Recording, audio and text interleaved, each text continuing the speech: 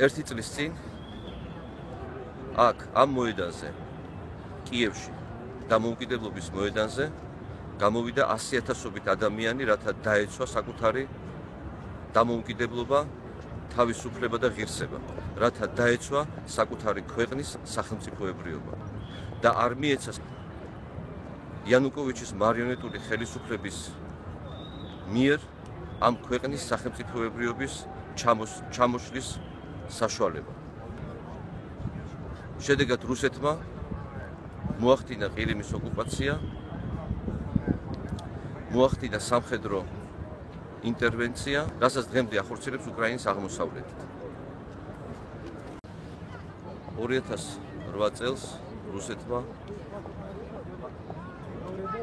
ანალოგიურად განახორციელა სამხედრო ინტერვენცია საქართველოში. შემდეგ 2012 წელს ჩაატარა სპეცოპერაცია საპარლამენტო არჩევნების სახით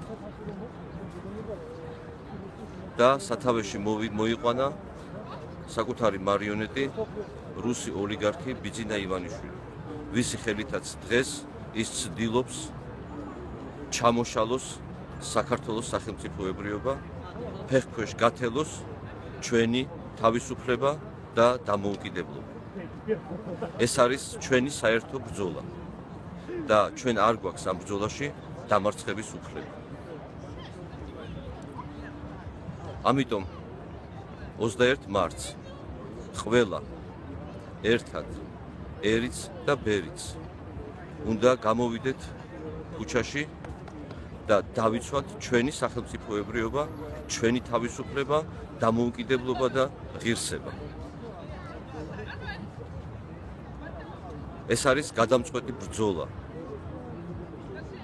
და ამ ბრძოლაში ჩვენ არ გვაქვს უფლება დავმარცხდეთ. დარწმუნებული ვარ, ჩვენ გავიმარჯვებთ ამ ბრძოლაში, რადგანაც ჩვენ მხარეზეა სიმართლე და იქ სადაც არის სიმართლე, იქ არის ღმერთი. ღმერთმა დალოცოს უკრაინა, ღმერთმა დალოცოს საქართველო და ღმერთმა დალოცოს ჩვენი გამარჯვება.